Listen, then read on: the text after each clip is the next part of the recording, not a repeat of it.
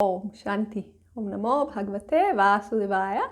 Welcome to another Yoga Small Talk, and we continue with 7 minutes Bhagavad Gita a day. We are at the conclusion of chapter 6, the Yoga of Meditation, reading Lord Krishna's answer to Arjuna. What happens if I fail in this yoga that you are describing to me? I will not obtain the benefits that come from following the ritualistic path, meaning name, fame, pleasure, power, heaven. And I have not attained to yoga, so I'm neither here nor there. Arjuna is giving the image like a cloud that is hanging in the middle of the sky and at some point will just disappear. Will this be my faith? And Lord Krishna immediately in verse 40 says, no. You are safe. No harm will come to you in this world or in the next world. And in verse 41, Lord Krishna is giving more details. Having attained to the world of the righteous and having dwelt there for everlasting years, he who fell from yoga is reborn in a house of the pure and wealthy. So Swami Shivananda explains to us what does it mean to fall from yoga. That's a yoga brasta. One who has fallen from yoga, i.e. one who was not able to attain to perfection in yoga. So again, we are trying to see that it's not all or nothing. Yes, at the end, either the person is realized or not realized, but even if one did not realize the self, there are still benefits to the path, and this is described here. So even the one who was not able to attain perfection, or one who climbed a certain height on the ladder of yoga but fell down on account of lack of dispassion or slackness in the practice.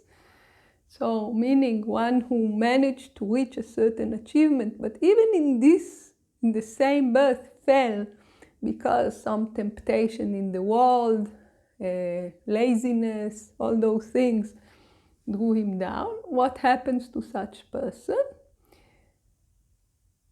Lord Krishna is telling us he dwells in the worlds of the righteous for everlasting years.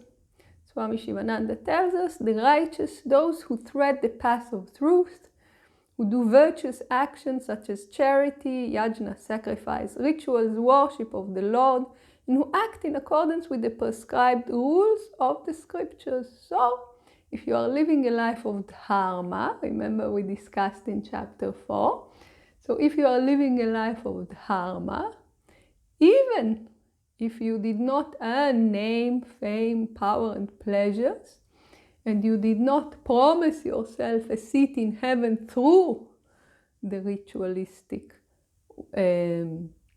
path, you will still come to the world of the righteous because you lived a righteous life. And the world everlasting, so how long will he be in this world, this person? Lord Krishna tells us everlasting years, and Swami Shivananda says it means only a considerably long period, but not absolutely everlasting. Remember, we also read before that once the good karma that brought a person to heaven or to the higher worlds is exhausted, the person will fall down. But here, it's falling down with a good parachute. He will not fall down we don't know where. You will fall down to be reborn in a very good birth, in the house of the pure and the wealthy. Those who lead a pure moral life, those who have a pure heart, free from jealousy, hatred, pride, greed, etc. So Swami Shivananda tells us in this commentary that the person who in this way fell from yoga, did not attain the goal of yoga, will be born in such a house, meaning not only the people will be righteous, they will also be wealthy.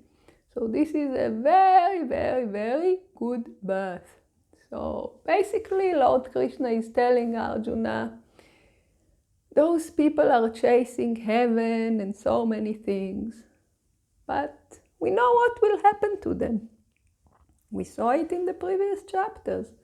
Once the good karma that brought them to heaven is exhausted, they will fall. Fall where? Depending on their remaining karma. They can fall very low, they can fall mildly low. There are no assurances. But here Lord Krishna is telling us, yes, this person will also not be in heaven forever, because everything in this world, in samsara, is transient. Nothing lasts forever. It's a reality, ever-changing reality, but you have an insurance policy. First, you will enjoy a very, very, very good afterlife. And even after this is exhausted, you will be born in the house of the righteous and the wealthy. So it's a very good birth. But remember, Lord Krishna is not encouraging us to amass wealth. So for a yogi, for a person who wants to reach the goal of yoga, yes, it is a very good birth, but maybe one can be born in the house of the wealthy through working with the karma. Is this the best that one can do? So for a person who really is interested in the goal of yoga, the question might come, okay, is this the best that I can do? I will be in heaven for some time, very, very good, and then I will be born in the house of the pure and wealthy. It's a very nice birth, but where will this take me in terms of yoga? So this is a question that might come to mind, and Lord Krishna is addressing it in the next verse. So please join us for the next teaching to hear it. Om Shanti.